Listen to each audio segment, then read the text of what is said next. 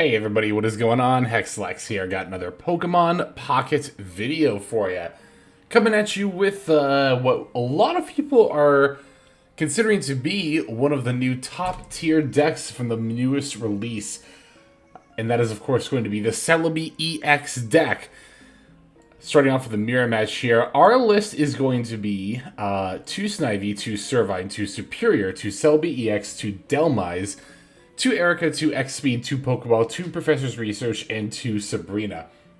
So every Pokemon in this deck is from the new pack, because they do actually end up working quite well together. Of course, the Serperior will count all grass energy in play on your field, of course, as double. The Delmise... okay, so starting off with that ability, there's a lot to cover here.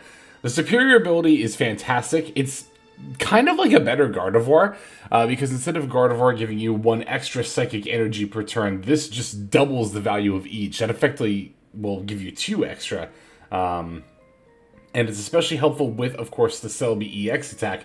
Powerful Bloom for a grass and a colorless deals 50 damage times the number of heads that you flip, and you get a coin flip for each energy attached. So this is immediately standout and very powerful because, of course, of the fact that it has the potential to scale infinitely. This is, I think, one of the first attacks we've seen in Pokemon Pocket, especially on an EX, where there is really no cap for it, right?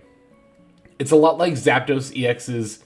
what is it, like Thunderstorm, I think it's called, that attack. But it is a lot better. So I thought my opponent was going to time out here, but they do actually end up coming back, don't worry. Nice little chance here, I guess, to talk about the deck. Oh, and Delmise, our last Pokemon. For 1 grass energy, it deals 20 damage, but if you have an extra 3 attached, then it deals an extra 70 for a total of 90. Now, of course, with Serperior, you only need 2 grass energy attached to deal 90 damage, which is a pretty good rate. And Delmise being a basic with 100 HP is also quite good. So this deck does have a lot going for it in terms of power. And of course the fact that it can play Erica as a better potion is very nice. So is this deck actually like tier 1? Is it actually going to end up being one of the better decks in the format? I am fairly optimistic on it. It's certainly a better grass deck than Venusaur, in my opinion, which was already a pretty decent deck. It's a fairly aggressive deck, too. The nice thing about it, honestly, is that you don't need Serperior in order to do things, right? Like, Celebi, like, by itself is already a pretty good Pokemon. 130 HP on a basic EX is very good. We did manage to pull a little animation one. What are they called? Not showcases. I can't remember what the name for those is. But yeah, pulling one of those is very nice. Anyway, but yeah, if you just straight up Powerful Bloom for 2 energy, flipping 2 coins and getting, 50 damage per heads, that's not bad. That is not bad at all. Making the Serperior more of an icing on the cake. And again, you still get to scale upward, right, each turn. So again, as you can see, we're on the mirror match here. My opponent choosing to build up their Servine here, which actually suits me just fine, because I'm at a point where I can evolve into my Serperior, and my Celebi is going to be online here. I can even use the X-Speed and hang on to this energy that's on the Snivy. Well, actually, no, I end up using it in case I need to use the X-Speed to retreat later. That's right, because I don't really need that energy on there for anything, so... As you can see, thanks to Serperior being in play, I can now flip 4 coins, even though I only have 2 energy attached. 2 heads is all we need to KO our opponent's Servine, and now they not only lose out on the ability to go into Serperior, but also, of course, those 2 energies that were on that Servine there, so... yeah, this is pretty much the main strategy of the deck played out here.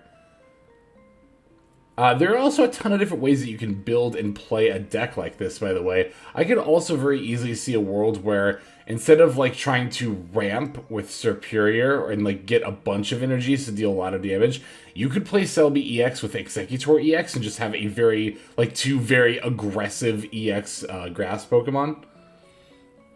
Yeah, as you can see here, I'm just going to keep stacking the keep stacking the grass energy on the Celebi here, because I am going to get to deal, or rather flip, 2 more coins for each energy that's attached. Now, Here we got a little unlucky, only landing 2 heads, but even though we don't get to KO and win the game outright this turn, like, our opponent's Celebi being at 30 HP and only just now getting to attack means that it's not going to be able to KO my Celebi before I'm able to KO them.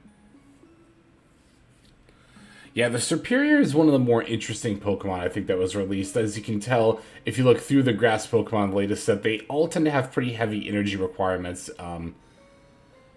You know, and there is the idea of using Serperior with Venusaur to help mitigate its heavy energy requirement, but I don't think that using 2 Stage 2 evolution lines in the same deck is terribly feasible. And the Celebi EX is just, I think, a much more direct line in that regard. But again, I do still think there could be a world where a far more aggressive grass deck using Executor EX and Celebi EX might end up being better than Celebi EX and Serperior. But I actually don't know if that's going to be the case. Because here's the thing, I gotta be totally honest with you.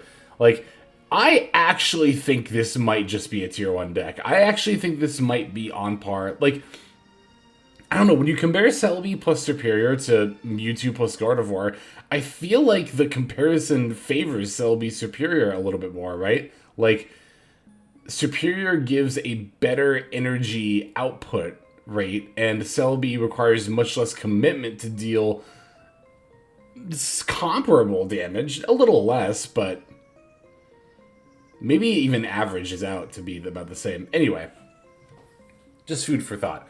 So we won our first game, which is a mirror match. Our next opponent here is going to be on another new deck from, or new card, rather, from the new pack, which is going to be Aerodactyl EX. Aerodactyl EX is a pretty interesting Pokemon that says that your opponent's Pokemon, or your opponent basically can't evolve Pokemon from their hand while it's in play. So, might seem like it has a pretty good matchup against this deck, but, as I was saying before, you can kind of just ride a single Celebi EX to victory here.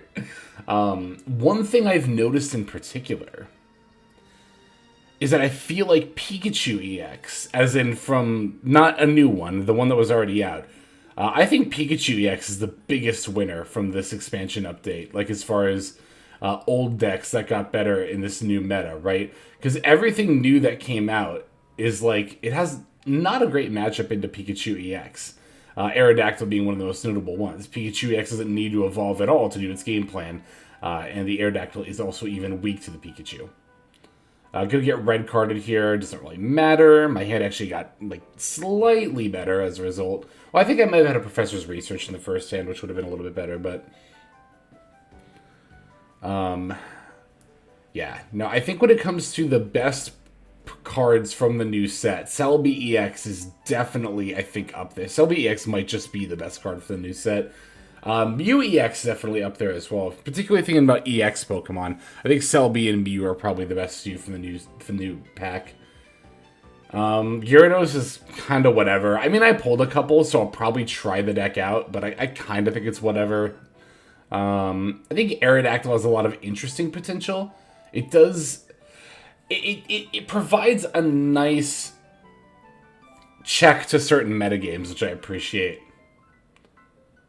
The idea, well, I don't know about the idea, but like it does, the idea of how it fits in the current meta is that it does play pretty well against like Charizard, for example, and other big build-up decks that require an evolution line. But I don't know, I was going to say Mewtwo as well, but Mewtwo is kind of like this deck where, like, yeah, having the Gardevoir is really nice, but you don't, like, 100% need it to be able to win, right? Now, as you can see, we did draw Servine, but we are still missing out on that Serperior. Going to hope to top that before we can, before we have to face down Aerodactyl, but it's kind of looking like our opponent's just going to evolve into Aerodactyl this turn anyway. But it kind of just doesn't matter, because my Celebi's already online. Like, next turn I'll get to attach a third energy to it. That gives me the potential to one-shot it, and even if I don't, I can definitely two-shot it, like, more times than not. And my opponent hasn't even attached a single energy to the Aerodactyl yet. Here I was kind of debating using the Sabrina, But then I was like, no, I just need 2 more points to win. I can get that by KOing the Aerodactyl. The Aerodactyl's not going to be able to deal damage to me on the next turn, and then if they try to like X-speed and retreat out the Aerodactyl, then I can Sabrina it back in, and then I can win, like, for sure, right? So, yeah, I mean, I don't even have the Serperior in hand, but even if I did, this Aerodactyl's ability would not be game-breaking here. Yeah, I think decks like Charizard EX, again, where your main attacker is your Stage 2 evolution line, is what Aerodactyl's really going to shine against. But our deck, where our main attacker is an EX basic, we are pretty fine. And yeah, our opponent's just going to concede right there. So there we go. We beat the mirror match. We beat Aerodactyl, which I think are 2 of the more anticipated new decks from the new pack. There's also other stuff to mess around with, of course. Vaporeon, I think, has some decent potential. Okay, so this matchup, this last game here is actually going to be a pretty good match. More so for our opponent than for us. So Alakazam. Alakazam is a Pokemon that was already seeing a pretty solid amount of play in the previous meta before the Tropical Island expansion, which makes sense. Because of the... Like, yeah, Pikachu is one of the better decks and very aggressive, but a lot of the meta, when you think about Mewtwo and Charizard and other decks like... I'm trying to go to another example off the top of my head, like Blastoise, Venusaur do this. They're big energy build-up decks, right? Well, not only is Alakazam good against those, but it actually ends up being pretty good against our deck as well. So... Excuse me. We're actually off to a pretty fantastic start here. I have the Dhelmise in my active spot to kind of stall out while I'm building up. I have the Celebi. I have the Snivy with the Serperior in hand. I just need the Servine, and I'm pretty much good to go here. So opponent leading off with Jinx and Abra. My first thought was like, okay, it's going to be Alakazam, but I didn't even really think about the implication of like how good Alakazam would be here. So... yeah, we're going to get to Servine on top of the Snivy here. It's a fantastic top deck. Going to start putting some energies on the Celebi here. And just keep energy whipping with the Dhelmise. You're seeing why Dhelmise is so good here, right? Again, it's a basic with 100 HP, making it a very good Pokemon to have in the active while you're setting up. And the fact that it can hit for 20 with 1 energy, but then the fact that that same attack scales up is actually just insanely powerful.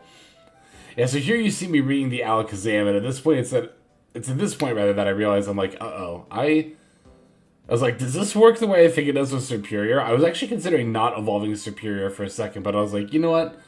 We'll experiment. We'll find out. We'll see if this works for science here. So I was gonna put energy on Celebi, swap into it, and then battle the Jinx, but then that's when I started to have the realization, like, okay, if this does work the way I think it does, then they can just one-shot Celebi. So I'd rather put an energy on Dhelmise here, use that to one-shot Jinx, and then I can just switch in Celebi after Dhelmise gets KO'd, and then put an energy on it on my next turn. Alright, so they're going to get to attach their energy, their third energy, to their Alakazam. And as you're about to see, once it uses its Psychic attack, that this does unfortunately work the way that you think it does.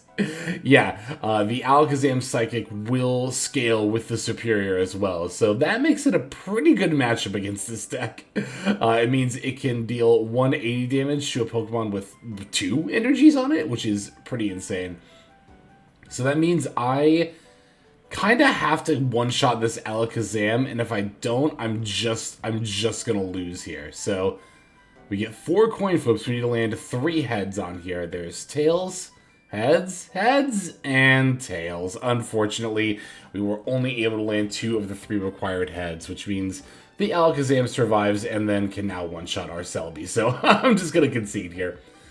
So that's going to end up doing it for this one. Thanks for watching. Feel free to subscribe if you want to check out more Pokemon content. But for now, this is Hexlex. I'm going to be signing out and also hoping you have a fantastic day.